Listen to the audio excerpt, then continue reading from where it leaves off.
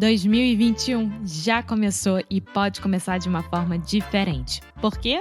Você que estava esperando aquele momento, esperando aquele super desconto, agora é a hora. 47% nos planos anuais do Cambly. Então, até o dia 15 de janeiro de 2021, você pode aproveitar esse super descontão. E esse mês, o Cambly está focando em objetivos profissionais. Então, você que está querendo um aumento de salário, o emprego dos sonhos, liberdade financeira, arrasar na entrevista de emprego agora, nesse ano, o Cambly te dá essa oportunidade para você se preparar e conseguir alcançar seus objetivos. Então, assim, você quer um 2021 diferente? Aproveita esse desconto que tem o nosso código, que é NuiCru21START, ou você pode acessar diretamente no link que está nas nossas show notes na descrição dos episódios. Então, vale muito a pena, viu? E lembrando aqui, o Cambly, ele te ensina de acordo com seus objetivos, independente do nível. Se você é básico, intermediário, avançado, vai lá, se inscreve que vale super a pena. Também ele te permite personalizar o aprendizado. Então, assim, você pode deixar bem claro quais são os seus interesses.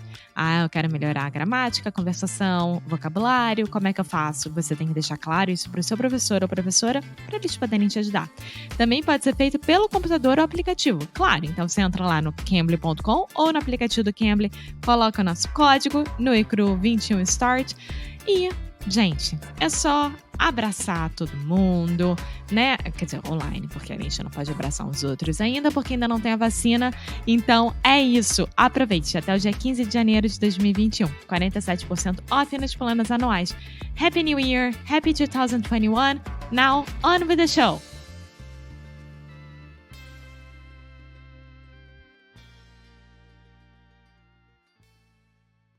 Hello, hey guys, and welcome to another episode of Inglês no Rádio Year in Review Special, part number 5? 5. Part number 5. Good morning, Alexia. Good morning, Foster. I feel that we are like in a morning show right now. Do you feel like we're on a morning show? Yeah, like today's news are... Yeah, I've started hearing that a lot. Yesterday, my student Patricia, hey Patricia. Hey Patricia. Wonderful student. She said that both of us, you and me, Alexia, we both have excellent radio voices. I don't know about that. And side note, I never ever listen to myself here in podcasts. So. Yeah. Side note, we have recorded more than 700 episodes. Alexia has not listened to a single one in its entirety. Don't exaggerate. Of course, I had listened to some, but it's not a thing that I like to do. Yeah. Not because I don't like us. I do love us, but it's because of my voice. Yeah, but I think that's a good thing for a lot of our listeners to think about. A lot of people say that we have voices for radio. And that's insane to us because both of us really dislike the sound of our own voice. Maybe we had to listen people more. Listen to people more. Listen to people. Okay, so let's start from where we stopped last episode because we have a lot to tell. Okay, let's get straight to the point. Last episode, we were talking about the process of me trying to come to Portugal and complete my residency process. Yes. Very long, complicated process. Yes. And I want to be clear right here, right now. We can't answer questions about residency for you guys because each type of residency is different. For example, my dad has one type of residency and my foster has another type of residency, and both processes are completely different. Yeah. So it really depends on what you're asking for during the residency process. So we can't answer anything. I really highly recommend for you to get a lawyer to do that. Yeah, I remember the day that my residency was approved. And I was thinking about the entire process and how many crazy things and hoops we had to jump through. And I told Alexia, like, if someone was interested in getting residency for a European country and they asked me for advice, I literally would have no advice to give them. I would just say, seriously, get a lawyer. Yeah. Because without a lawyer, it still took like 2 years and cost a lot of money. So save yourself some money and time. We had a lawyer for my dad's residency, and it was like 6 months, more or less. It didn't take that long, but we were in Brazil. We were in the process of moving here, and that's why we needed like a date, a very like far away date. Yeah, sure. Can I give you a quick piece of advice, Alexia? This is a very important English grammar point. Do you know what I'm going to say? No idea, because I'm trying to think if I said it right, like far away date or No, not. it's not that. That was fine. But you said it didn't take that long. Yes. So this is, okay, again, my student Patricia. I'm thinking about the corrections that I'm giving students every day. She has the exact same problem. If you are speaking in the past and you say it did or it didn't, imagine that you are already in the past. So from then, all verbs that you use will be in the future. For example, how did the interview go? Mm-hmm. You could say, how was the interview? Yeah. So when I say, how did the interview go? I do not say, how did the interview went? Mm-hmm. Because when I say did, that is already implying that we are speaking in the past. Yeah. Does that make sense? Yes. Okay. That's a very common point of complication for many Brazilians. Yes, it is. Well, where should we start? Okay. You got your email saying that you were approved in August of 2020. Yeah, no, wait. Why? So before that, before I got approved in June, this is where we ended the last episode. We had enough of being apart. It was not 100% clear that I could legally travel to Portugal, but I was like 95% sure that I could. Because we thought, like, he's in the middle of the process of getting a residency. Of getting residency, and he had a lot of emails with the Portuguese embassy. So, I mean, yeah, he could travel in our minds. Yeah, so exactly. He had to go to Charlotte. Like, it's a 2-hour drive.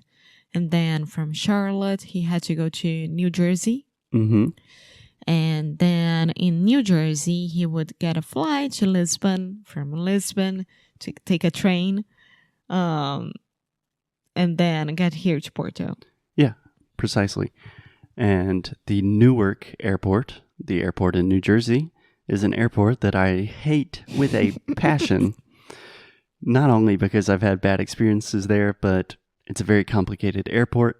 So I had all of my stuff. I had 2 bags and a banjo and had to like get a train to another terminal to find my flight to go to TAP, Portugal, the airline. And when I got there, they were like, can you show us like some European documents? I was like, I'm an American. I don't have European documents. But I had a lot of things that I was prepared. Like I had my email from Sefi and all of that stuff. So the nice little boy at the counter was like, let me ask someone else about this because I don't really know what to do.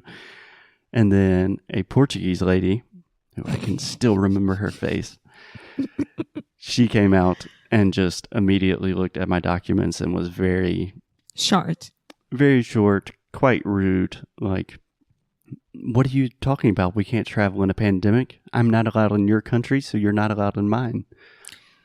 And I was like, Well, I was just like devastated and heartbroken thinking, what's happening? But at the same time, I was thinking, hey, lady, first of all, we're in New Jersey, so you're in my country. So what the hell are you talking about? Secondly, we do not own these countries. Third, I have nothing to do with us being allowed in countries. Neither do you. You don't work for the embassy. You work for the airline. So I have a special place in my heart for that very rude lady. And then it was like around midnight here, and Foster called me and he said, I'm not going to be able to travel to Portugal. And then I was devastated. And we tried to figure it out, like, okay, if I write a letter saying that he works for me because, I mean, at the end of the day, we work together and I really need him here, maybe they would let him travel, but then he might get here in Portugal and then Safi would look at him and say, no, go back to the United States, and everything about his residency process would sink. So... Would sink. Can you translate that for me? Afundar. Exactly. Yeah. Yeah. So we decided, like, let's not do that because we need this residency to go so well so we can go on with our lives. Exactly. So at the end of the day, I had to get a hotel in New Jersey, get a flight back to Charlotte the next day. It was awful. A huge, huge pain in the ass, to say the least. Then I returned to my parents' house where I was staying. Unpacked, did all that stuff again. Waited for a long time. And then in August, yeah, I received an email. No, first, right after I returned from my short journey to New Jersey, I got back. And the next week, I believe, I received an email from the embassy telling me that my residency application was denied. And they didn't really know why. They just said insufficient documents. And then I told Foster, just send again the IRS. IRS? Yeah, o IRS, it's Imposto de Renda. Mm-hmm. Yeah, because I'm pretty sure that they need that. Yeah, the IRS is the Internal Revenue System in the U.S., where you pay taxes. Yeah, so at this point, this was a very, very low point, because I remember telling my dad, so I was denied a visa, and my parents were going to the beach, and they're like, come on, Foster, go to the beach too. You literally have nothing to do. So I was going to the beach, and I remember telling my dad, I'm not going to see Alexia until at least 2021. Yeah. And I was thinking at least. And now, hey, look, we're in 2021 already. That's crazy. And then when I was on vacation, in quotations, at the beach with my parents, he had to resend the documents and tell Dina, like, hey, Dina, here are the documents. Please let me know if those are sufficient, because I'm more than willing to make this right. So just let me know. I can fix that. I have a lot of time. Just let me know. Yeah. So in short, I sent Dina, the nice Portuguese lady from the Portuguese embassy. Yeah. And one thing, while you were in the United States and before you get denied, Safi called me to ask you a lot of questions about you. What were your intentions with me? I was like, well, my dad has to ask that, not Safi. But he asked about the number of rooms in the apartment that we are renting, how we pay the rent, what's my relationship with Foster, how did we meet, and everything. And that guy was so nice. He was very, very nice. Nothing to complain about him, but the questions were quite intimate. Yeah. Yeah. Yeah. It's a serious process trying to get residency in another country. So in short, I sent my entire life to Dina once again. And believe it or not, I was at the beach. I woke up, checked my email, and I had a very short email from Dina saying, "Good news, Foster," smiley face emoji. "Your visa was approved." And I was like, yay! Oh my God, I'm going to Portugal. I was crying so much that day. I looked at Buddy and said, "You're finally getting to meet your daddy." So, I know everyone listening is thinking, number one, my God, what are they talking about? This is an incredibly confusing story. But number two, oh, happy ending. And you are wrong. That is not the end. It's not even close, but we will talk about that in the next episode. Until then, keep up the good fight. No matter how bureaucratic it might be, keep up the good fight. And as well. Bye! Muito obrigada por ter escutado mais um episódio aqui do Inglês de Rádio. É muito bom ter você juntinho assim de nós. Faz muito, muito carinho no nosso coração, digamos assim. Então você que está interessado em saber mais sobre os nossos produtos e saber mais sobre a gente, o que a gente oferece para vocês em relação a estudo, a challenge, a curso, vá lá no inglesdenecru.com e você pode ver mais sobre as worksheets, por exemplo. Yeah. If you want to really improve your English, if you want to learn more about the ways you can do that and just connect with us on a deeper level, go to inglesdenecru.com. And as always, keep up the good fight. And lose well. See you guys tomorrow. Bye.